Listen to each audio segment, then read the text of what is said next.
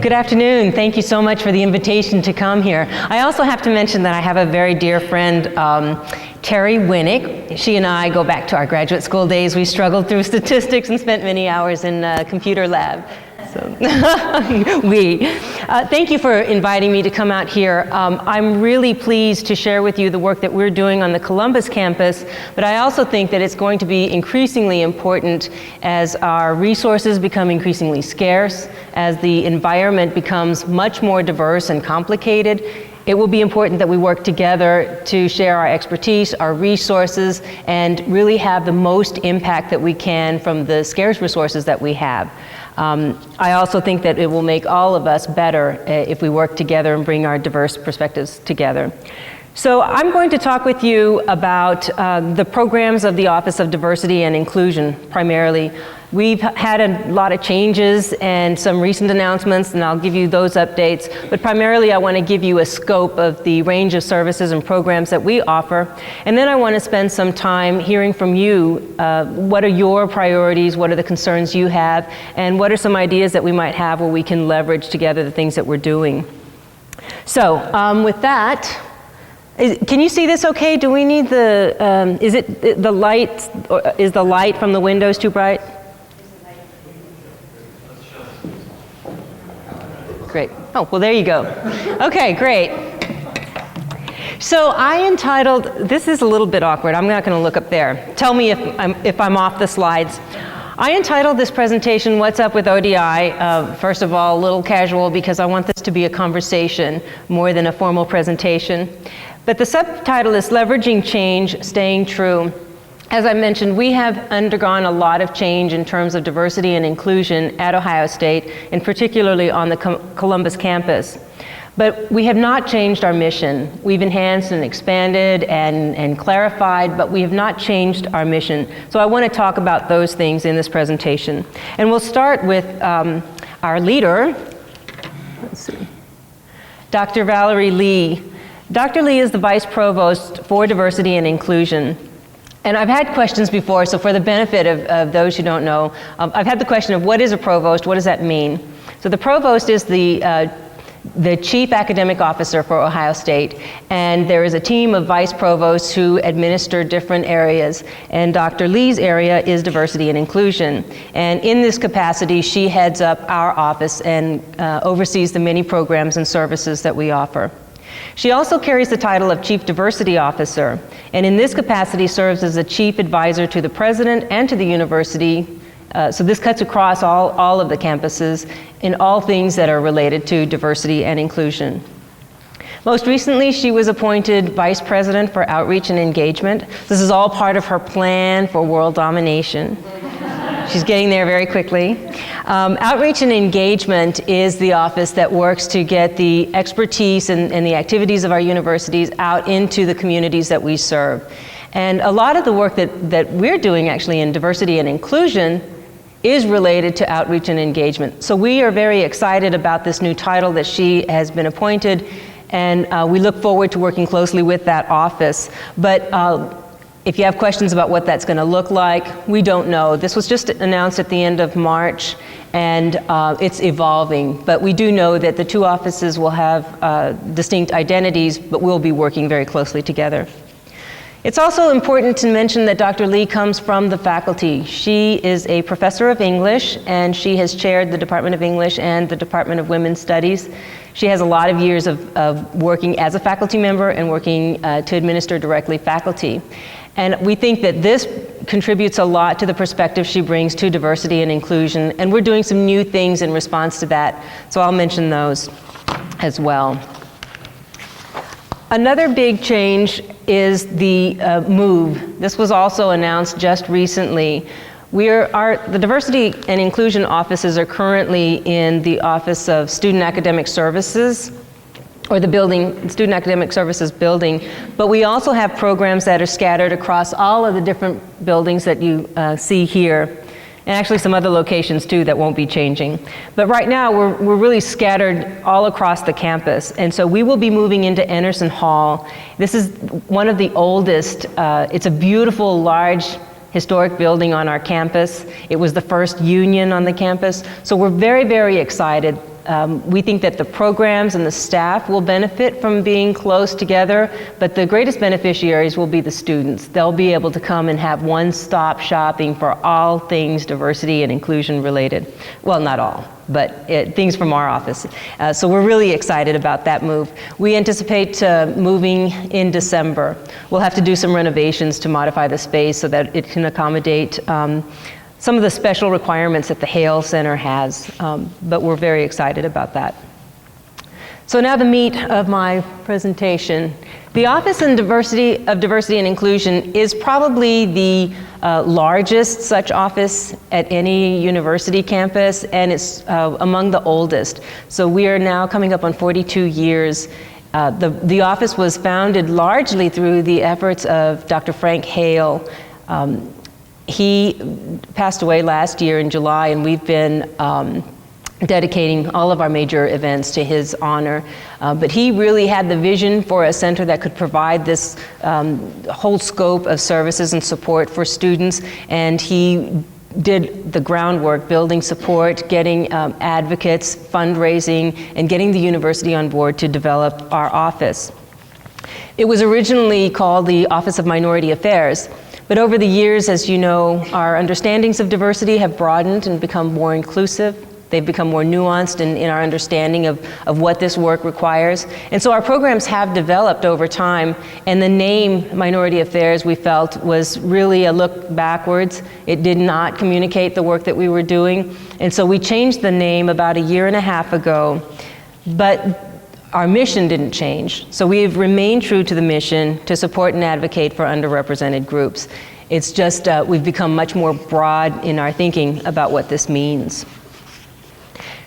And if you have any questions as I go along, please feel free to stop me. I'm happy to elaborate. I'm going to go a little bit quickly because I want to have time for us to have a conversation.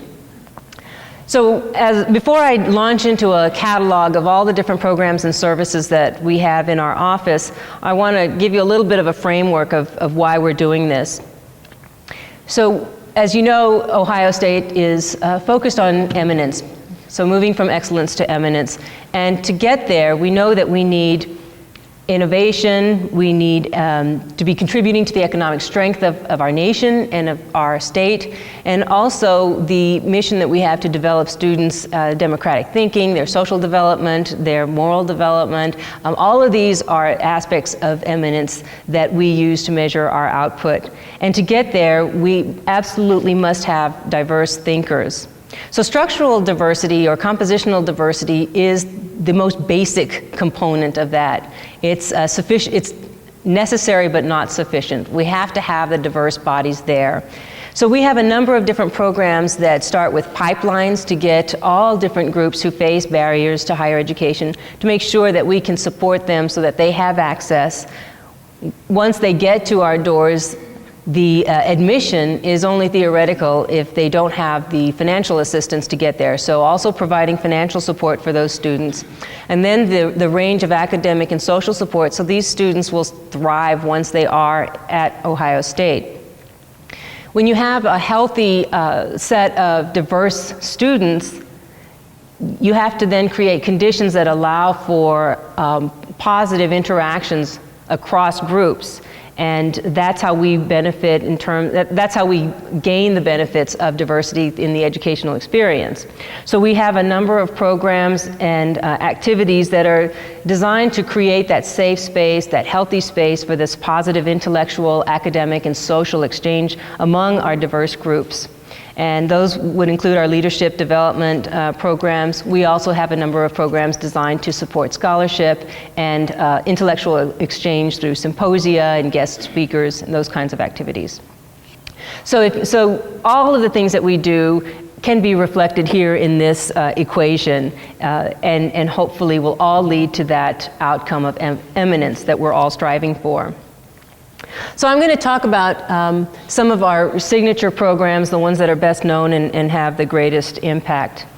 The Young Scholars Program is one of our oldest, and it's a statewide program. Through this program, we have staff located in the 9 cities across the state They identify students in the 6th grade and provide enrichment to them so that by the time they graduate from high school, they are competitive. They know what it takes, they've done the background preparation, and they understand how to successfully gain admission in college.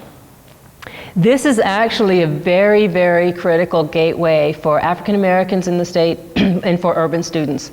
We know that African Americans in Ohio are very highly urbanized. So if we just look at the residential patterns, being able to reach them in the cities is really important because that's where they are. And we also know that that's where some of the greatest challenges to public education lie, in those urban areas.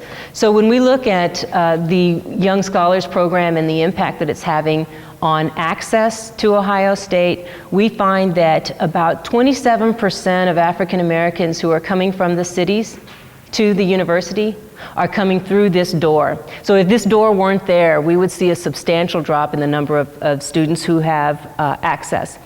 In some places, the rate is as high as 50%, as high as half of the students coming from this particular urban center are coming through this program. So we know that the program is really important because that's the primary gateway for those students.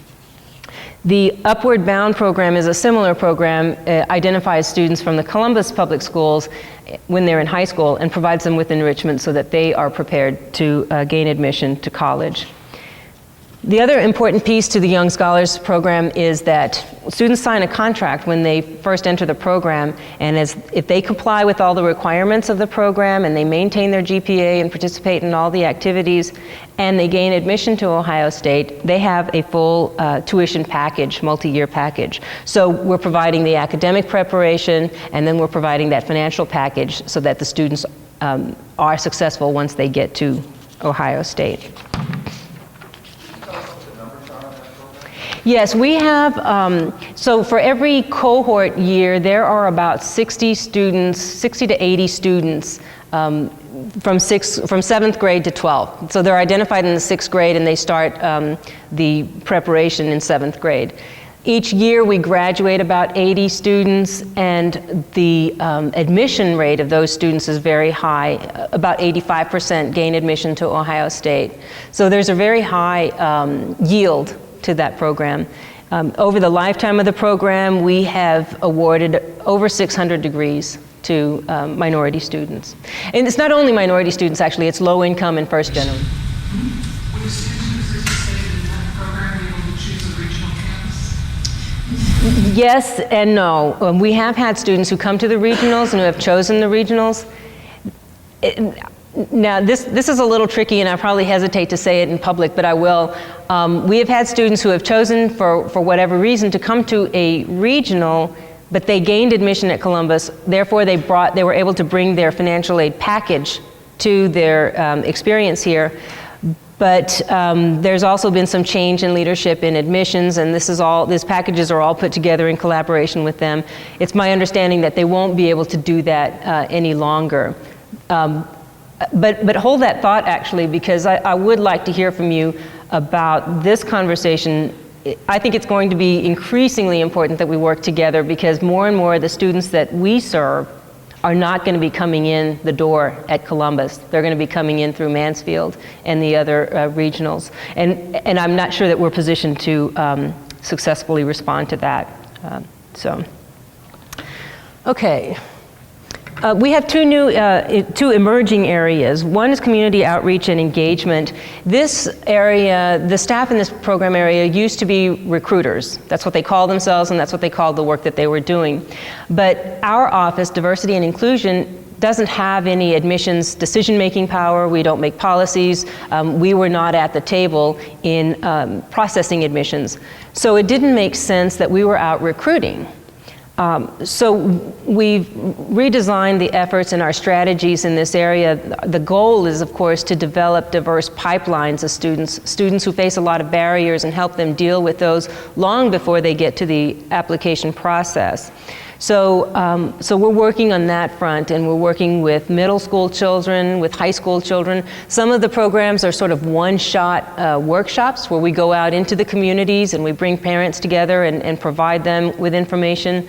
Others are more ongoing kinds of activities where we're mentoring students over time so that they get their preparation on the ACT and how to apply for financial aid. So this is all new in this past year. We've been sort of realigning our efforts, and we'll see how this works out. One of the activities that I'm really excited about with this group is a partnership with the Gates Scholars Program and the Hispanic Scholarship Foundation. The demographics in Ohio for Latino students is still somewhat small, but growing fast. It's a very young population, and we need, or we recognize that we did not have efforts that were tailored to that population. And so we're really looking critically at the things that we're doing and who we can partner with. So an event this fall that we're doing is our second annual outreach to Latinos. It's primarily focused on Latino males because that's a really critical group, but the way that we're designing it, it's very inclusive and includes girls and boys, their parents. We have bilingual workshops for parents who are non-English speaking, and we think that this is an important way to start building our relationships out in the communities and getting folks on campus and accustomed to talking with college representatives. So I'm looking at Demetrius now. That's probably an event we should have you out at so you can talk with students too, because I think we're bringing in students from all across the state, and we want to make sure that they are aware of the range of opportunities that they have. Another area is our Women of Color leadership initiatives. And I think that, so we've been developing our mission statement and our planning for that, and I think now it's leadership initiatives for women of color.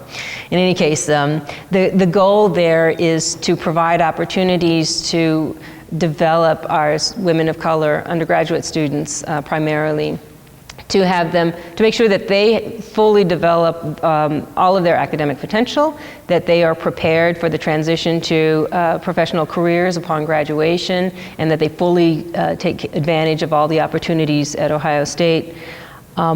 Some of the activities involve mentoring high school students, so developing leadership qualities in undergraduates by reaching out to high school students and preparing them and serving as role models for those students.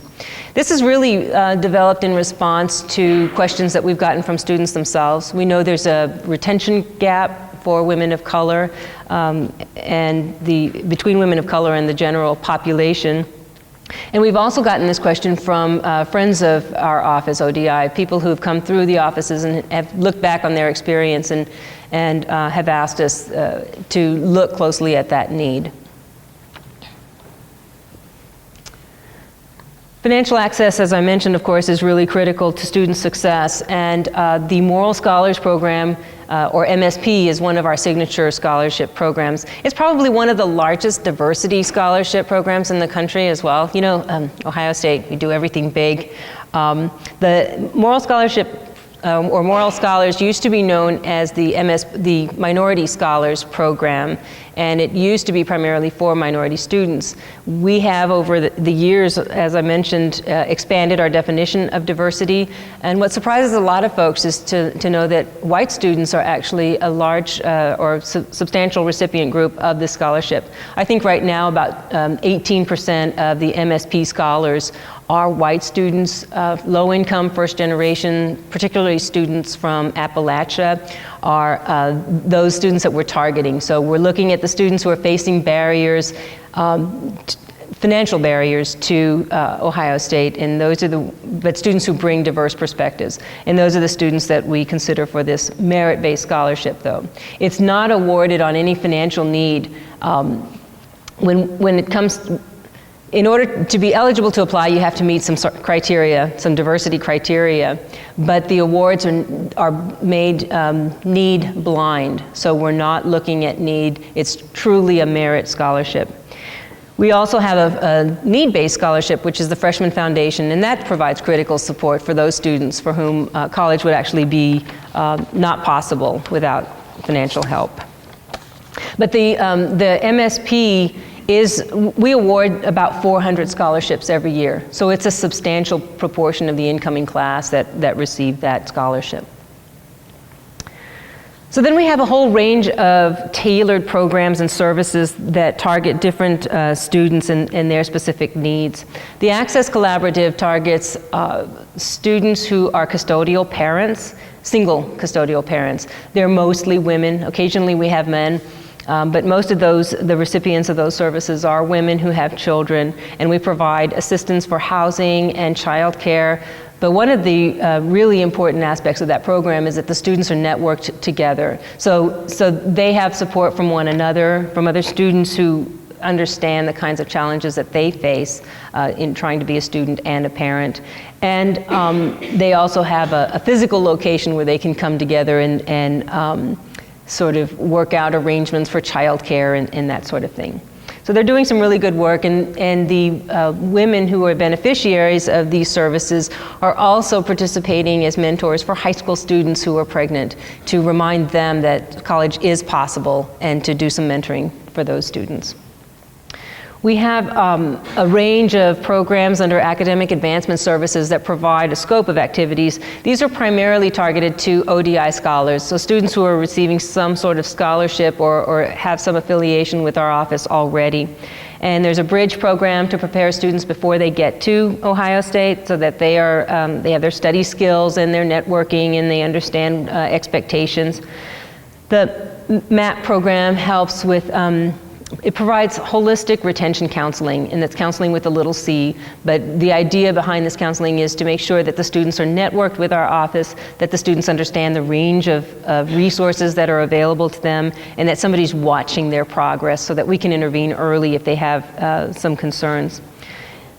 We also provide mentoring and tutoring. Our post-bac program provides services to help students prepare for graduation or post-graduation. So helping them to develop interviewing skills and take advantage of study abroad and other things that will help them develop their resume. One of the things that we've found is the students who take advantage of these programs, who are the highest users of these different services, are not struggling students, but they are actually very good students who want to be outstanding students. So we're real pleased with the work that our academic services team is doing, and there's growing need. So we're continuing to look at the ways that we organize that work so we can benefit more students. I'm sorry, I set my alarm and now I don't know how to turn it off.